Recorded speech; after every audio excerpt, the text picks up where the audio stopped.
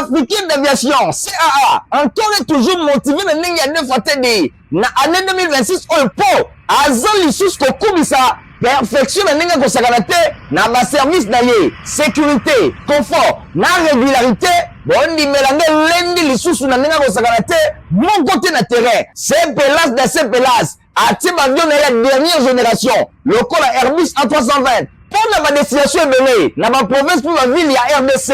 bongo sénaté, na 2026 oyo, CAA, a conquis 34 mokoka, na service ma client na ye. Ah, CAA, mon CPLC. Bon, qui a la vidéo, merci pour la télévision, la vidéo pour la rétro et info, la journal, il y a peu pour la peuple, tout font la rétro pour la vidéo qui est mon collègue lundi, la qui nous n'engage 13e conférence au gouverneur, et qui clôturé, qui toko kuna la province, à Kwilu, kaka na journal, wana, tout la qui nous n'engage, Premier ministre, Madame Judith Soumina Toulouka, y est à clôturer, qui moko moins de la femme, et longo, na maman, il y a, obate kakabon, bazaba revendeur, il y a Visco pour la reçu qui sa, mon collègue lundi, tout la qui nous n'engage, Ligue de femmes, il y a MPC, ma part pour le Congo Bango pour la clôture qui montre de la femme qui toque. Premier ministre Madame Judith Soumina Toulouka a ceux qui parlent na clôture il y a 13e conférence à gouverneur où ils allaient qui présider par le président de la République Félix Antoine Tshisekedi Tshilombo, marquant étape clé na coordination entre gouvernement central et la province. Bosimbaki adoption pe ba recommandation et selemaki et zalaki bongo ici na 8 panels sur transformation du secteur agricole pastoral pe à l'éthique, accent sur financement, accès à ba marché, infrastructure, chaîne de valeur, engagement ya gouvernement ya quoi accompagner ba province na mise en œuvre ya ba résolution identifiée, instruction à chef de l'État na premier ministre ya quoi assurer suivi diligent ya ba doléance provinciale boyeba ke session oyo et s'inscrire na dynamique ya programme d'action ya gouvernement siminois oyo ezali ko viser à renforcer développement rural, sécuritaire alimentaire et gouvernance territoriale.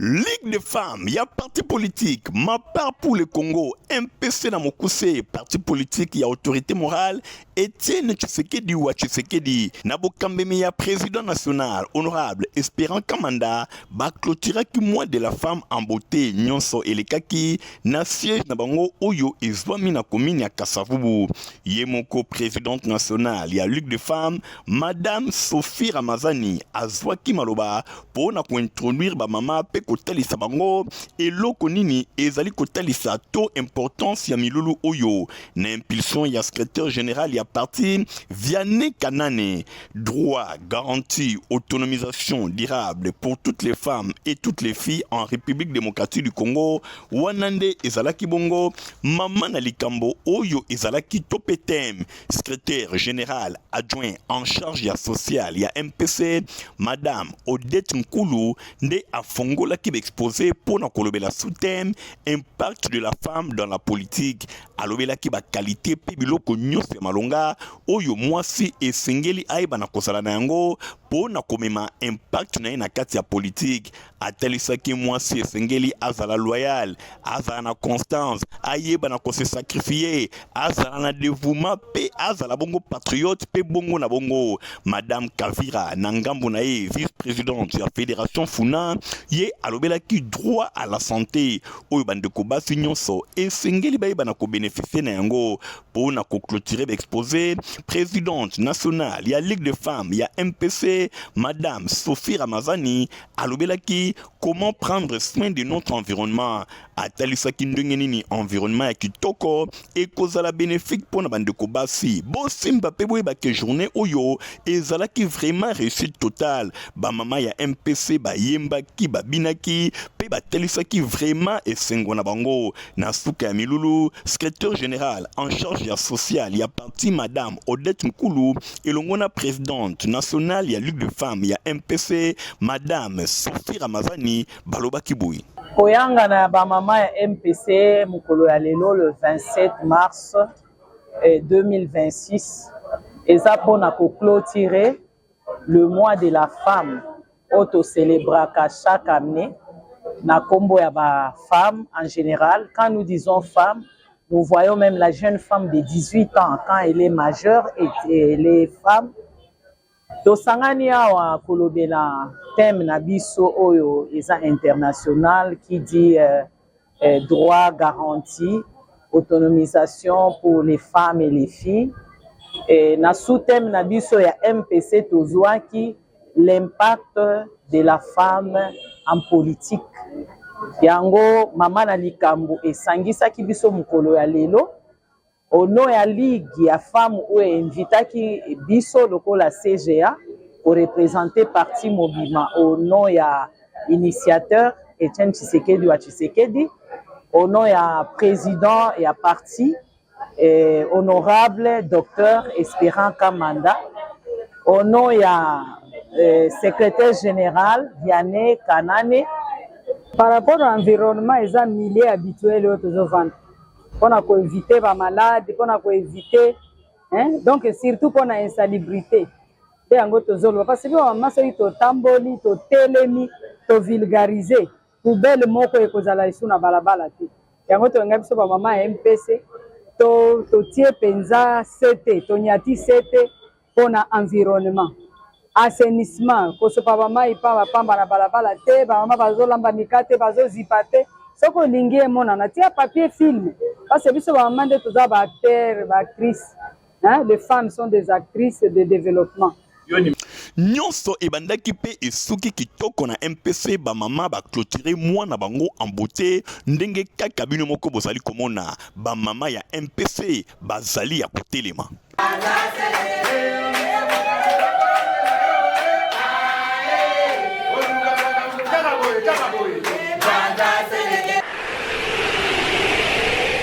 Premier ministre chef du gouvernement Atikali sur la promotion entrepreneuriat féminin en République démocratique du Congo. Fort engagement Oyo. Et Selima qui n'a départ naïe na province ya Kwilu. A réussi qui présence naïe na événement ya Visco en faveur ya près de 150 femmes revendeuses ya bapan na société emblématique Oyo. Haute ya marque Premier ministre Judith Suminwa Tuluka a salué que bravure na Oyo a zali ko contribuer pour na maintenir foyer financièrement stable na commerce ou azali kosala yaba wax hollandais boye bake ba maman commerçante bazala ki na esengo ya komona invité na bango koya rendez-vous ezalaki kitoko bazela ye depuis 2024 na discours na ye Edwin Ndundu, directrice générale de la société Visco, a salué qui leadership inclusif et participatif Oyo ezali ko incarner chef ya gouvernement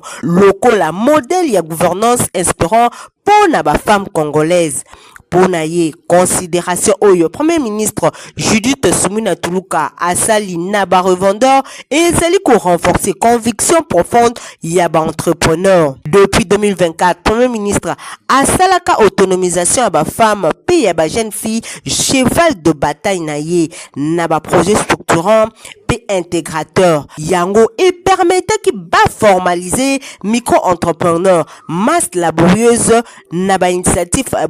boye baki Premier ministre Madame Judith Suminwa Tuluka a solo la kitoko na ba revendeur Oyo ya biso basi biso ba mama mais il faut pe tokomisa mokonzi ya mboka parce que yende mutu akanisi lelo afandi alobi te mama moko pe fazwa nanu mokumba wana po eza mokumba.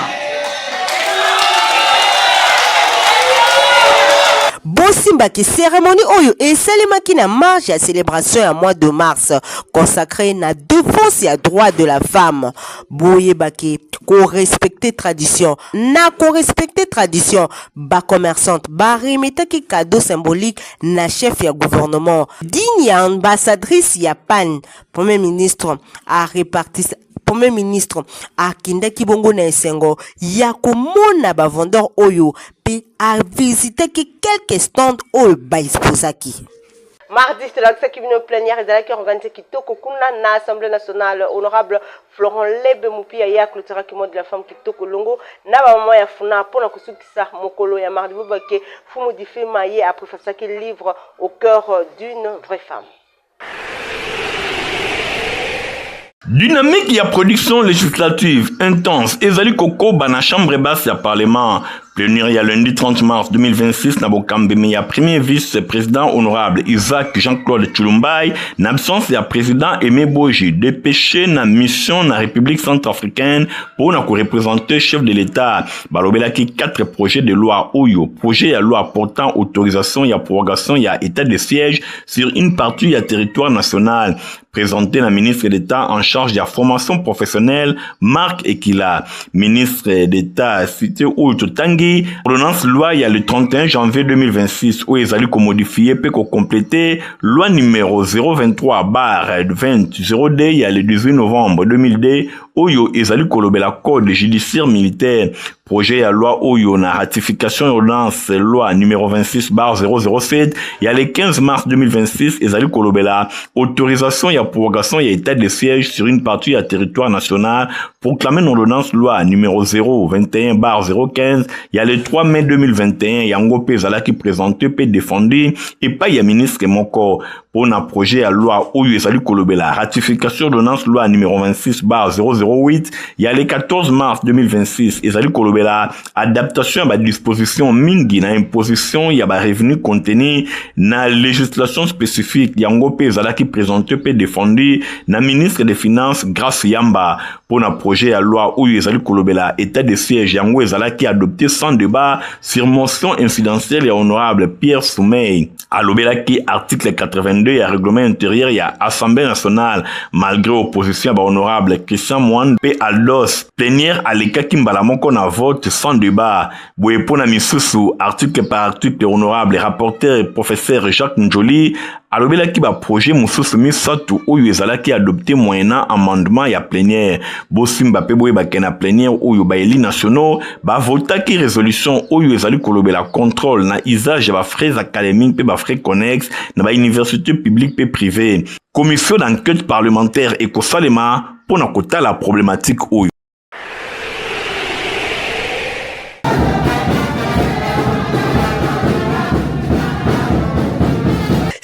De fait ya Bibi Play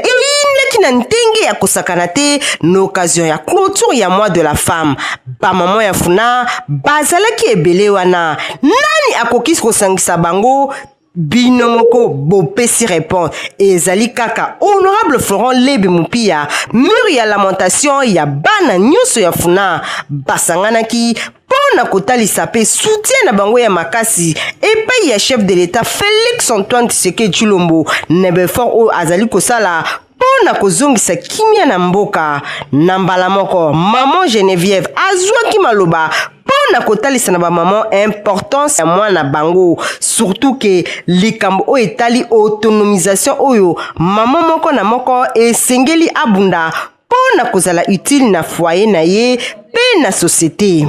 Ambiance ezalaki vraiment électrique ndenge bozali komona ba maman basepelaki pona initiative oyo honorable Florent Lebe azwaki pona ko honorer bango. Sangani lelo dans le cadre ya clôture ya mois de mars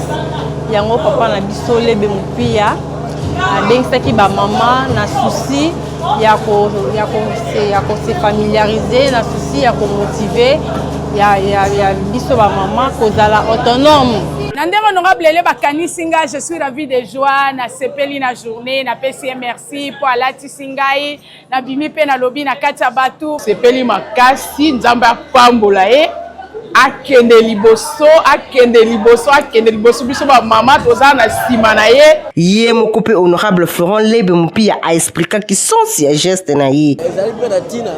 ya ko conscientiser ba mama baza conscience à venir na bango ya bomoi na bango na kati ya bala na kati ya bandako pamate mbeba ekomi makasi na kati ya loyenge yango na tosengaki ba mama bayeba tina ya journée ya le 8 mars tina ya valeur topesi na mois de mars pour la mama na yango il faut qu'on remercier ko féliciter d'abord mokonzi ya mboka na ndenge atomboli ba mama na bana basi na remercier ba mama nyonso ya funa na ya Kinshasa na ndenge pour répondre mingi na journée ya lelo ezala bongo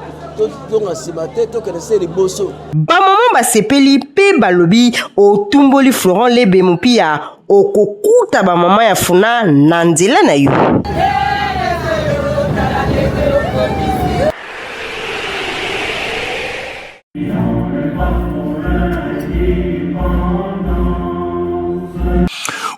Page Yafika eye ko enrichir paysage littéraire ya République démocratique du Congo. Kombo na yango Le cœur d'une vraie mère. Recueil Oyo ya 64 pages ezali signé et pa ya jeune écrivain Séraphin Mikobi. Yango ezalaki présenté verni pezalaki porté na fond bâtissimo weekend eleki ezalaki pe na présence ya représentant ya ministre ya culture mingi penza de Kabanaye nyonso elekaki na université ya Kinshasa ezalaki préfacé et pa ya mfumu du Fima Ntinu ouvrage Oyo ezali ko s'imposer lokola réflexion moko engagée na place ya bandeko basi na société africaine pe contemporaine héritage culturel moko ya malonga pour na mutation sociale na livre Oyo auteur azali kolobela na ba lecteur nyonso ba réalité traditionnelle africaine et pa wapi mwasi azali ko incarner à la fois sacrifice transmission paix élévation familiale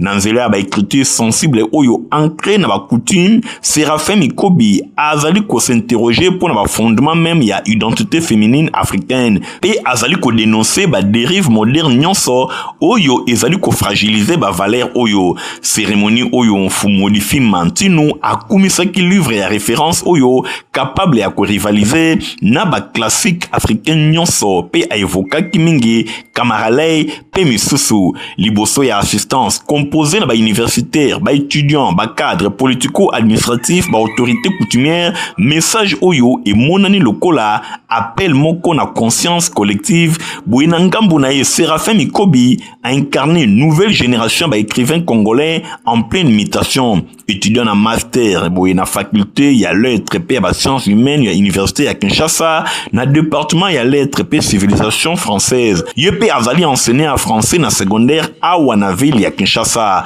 bosimba pe boyeba kena suka ya vernissage Oyo mfumu di Fima Ntinu azanga kite kopesa makanisi na ye na micro ya Info Lingala toye lelo pona kotala mosala welenge mobile tobengi Mikobi asali biso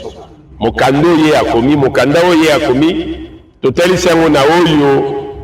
Kondo Lumumba alobaka Lumumba lobaki tokoma histoire te Lumumba lobi tozongela histoire au maréchal abengaka les retours à l'authenticité et non recours toza banani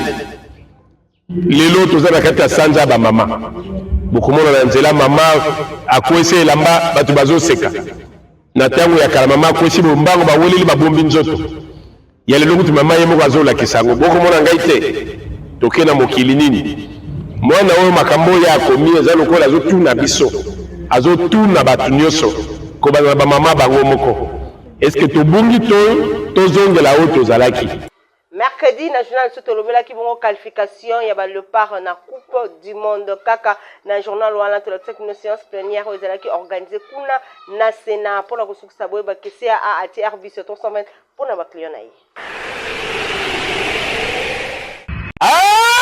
oui, compagnie africaine d'aviation CAA encore et toujours motivé na ndenge ya nefatedi na année 2026 oyo po azali lisusu kokubisa perfection na ndenge kosakana te na ba service na ye sécurité confort na régularité bondimela nde lendi lisusu na ndenge kosakana te moko te na terrain CPLAS na CPLAS atie bavion na ya dernière génération lokola Airbus A320 pour na ba destination ebele na ba province pour la ville ya RDC bongo sénaté na 2026 oyo CAA akokisi 34 mokoka na service ya ba client na ye. Ah, CAA, Mose Pelisi. Bongo Mokola Jedi Tlaksem Ndenge vice-premier ministre économie nationale Daniel Mkoko Samba azalaki bongo topé organisaki 3e forum économique RDC Angola kaka na journal wana Tlaksaki bino ndenge seni nangam na bango basalaki table ronde pour na clôturer mois de la femme pour la construction saboye baké fondation Florence Nzumba na ngam na bango pe bakabulaki maputa pour na ba maman. 3e édition, il y a forum économique entre RDC et Longona Angola et se clôturera que jeudi 2 avril 2026 dans la ville de Kinshasa. Pour une dynamique moko résolument tournée vers l'action. Après 2 jours, il y a un échange à Makassi. 2 pays va afficher désormais ba ambition na bango clair. ya transformer ba promesse na ba projet moko structurant na maloba na ye vice-premier ministre en charge économie nationale Daniel Mukoko Samba ye apposaki ba jalon ya nouvelle étape na ba relation économique entre des nations. Pona ye alobi 3e édition oyo ezali ko marquer rupture elongo na ba approche oyo euti koleka. Alobi toleki na simple intention ya coopérer na définition ba stratégie sectorielle claire. Déclaration oyo ezali kotalisa volonté ba mboka nyonso mibale ya kolongwa na cadre déclaratif pona kokota na logique moko opérationnel na kati ya nouvelle orientation ba axe stratégique ebele ezalaki reteni pona koaccélérer intégration économique kati na yango énergie, infrastructure, pêche, commerce transfrontalier, secteur jugé essentiel oyo esengeli et servir na socle moko ya coopération structurée pe oyo ekozala coordonné na ndenge ya malamu entre République démocratique du Congo et longo na Angola. Ba autorité batiaki poids makasi démographique pe économique combiné entre bamboka mibale ensemble ezali ko représenter marché moko estimé à près de 130 millions de consommateurs pour Daniel Mukoko Samba enjeu oyo ezali koleka na cadre bilatéral pe ko faciliter circulation ba bien na ba service alobi tokoki kokoma véritable moteur ya développement pour la sous-région vision moko ezali kokota na dynamique continentale impulsée na zone ya libre échange continentale africaine zelekaf na mokuse liboso ba opérateur économique présent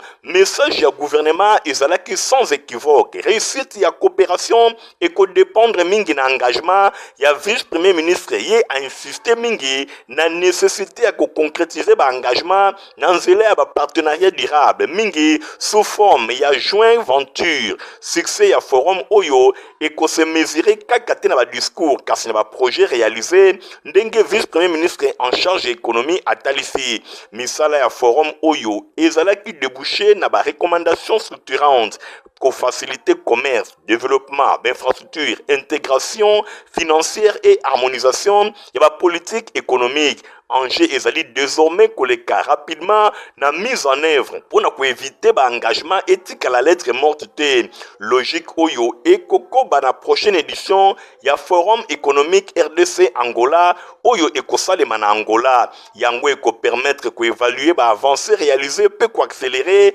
concrétisation ba projet oyo ezalaki lancé et loko ezali clair coopération entre Kinshasa na Luanda et côté na phase na yango moko ya pragmatisme boye ba résultat ekozala bongo scruté yango nde ekomonisa impact réel ya ba économie pe ya population ya ba mboka nyonso mibale.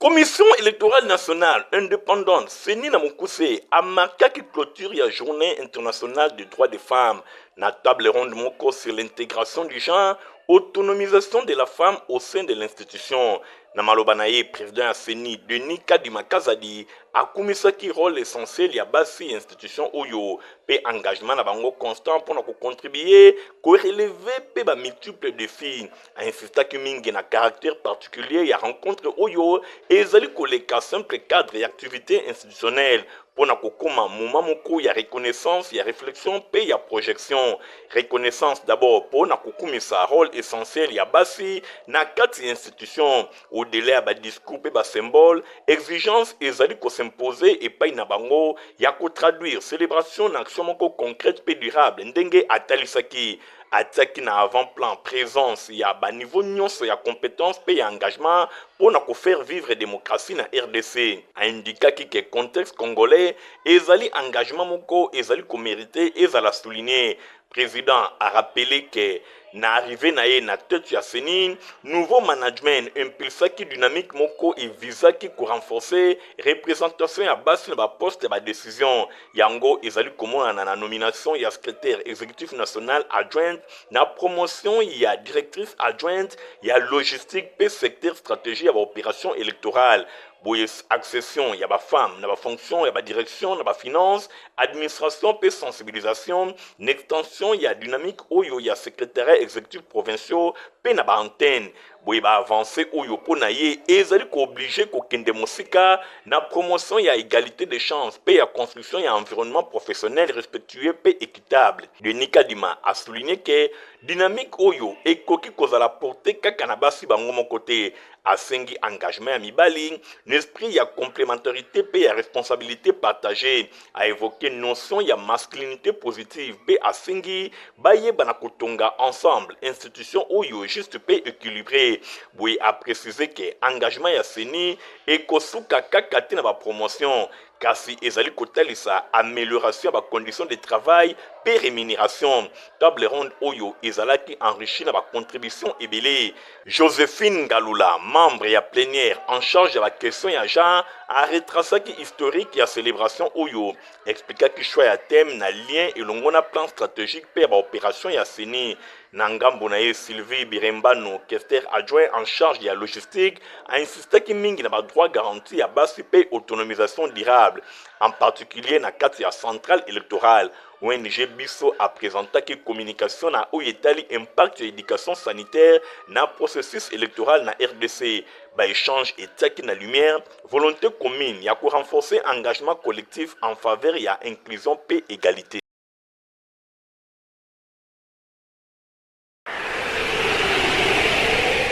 Quartier Mombele na commune ya Limete eyindaki na ndenge ya kosakana te mvula tende ekokaki ko empêcher ba mama ya fondation Fomom, c'est-à-dire fondation Mama Odile Manzumu ba yaki ebele na ndenge ya kosakana te pona ko clôturer mois de la femme en beauté. Bo simba pe boye baket monaki présence remarquée ya vice-présidente pe secrétaire général ya parti politique babengi agissant pour la unité du Grand Congo ADGC na Mokusi. Mama Lidi Mitanta nde ayaki kozala wana pona ko fêter elongo ba mama nyonso ya fondation Fomom. Nambala moko Mama Odile Manzumu numéro 1 ya fondation Fomom azwaki maloba pona ko expliquer ba mama nyonso bien fondé ya fondation oyo pambate fondation yango ezwami kaka na ville ya Kinshasa te eza na RDCP eza libanda ya mboka yango ezali ko encadrer batu na ndenge ya kosakana te. Mama Odile a expliqué nyonso pe ba mama batondisama ki nesengo ya makambo nyonso. Mama Odile Manzumu alobaki nde na mbala moko a présenté que secrétaire général pe vice-président ya parti politique tobengi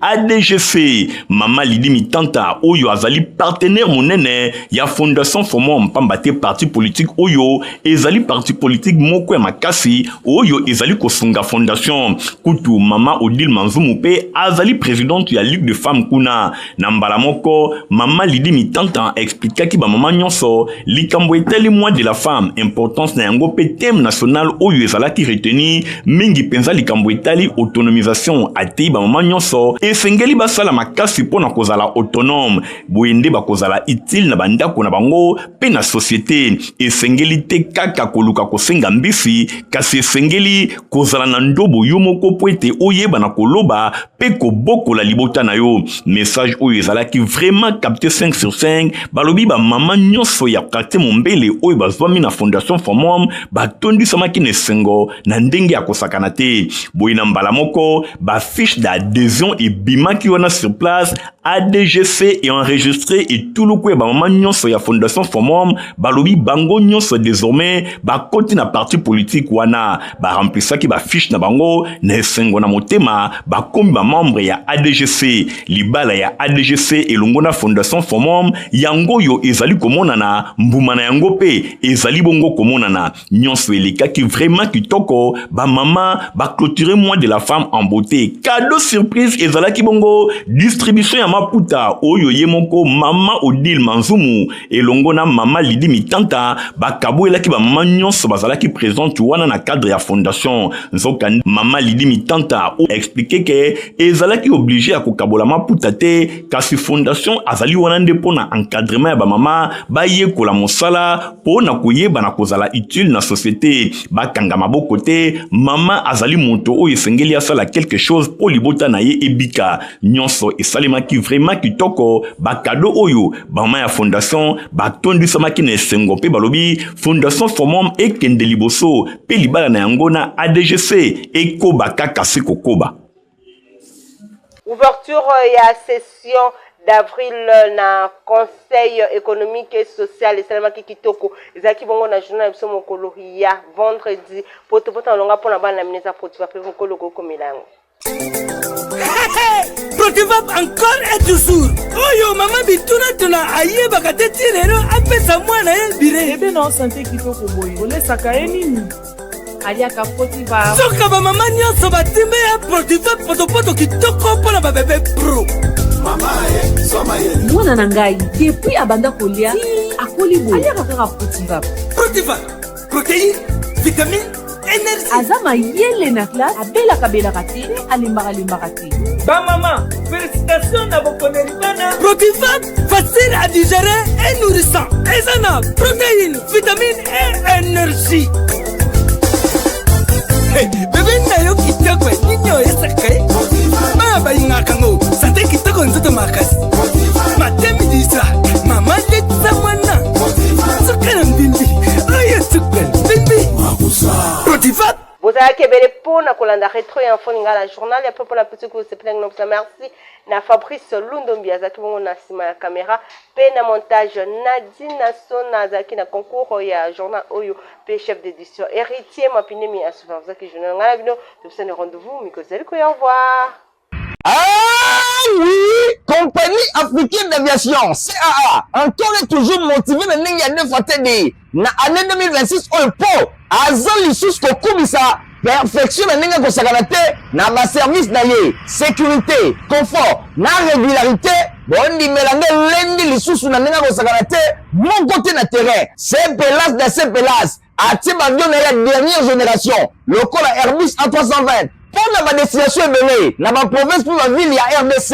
Bongo Sénaté, na 2026, Oyo, CAA, a conquis 34 ans mokoka, na service et ma client na ye. Ah, CAA, mon CPLC.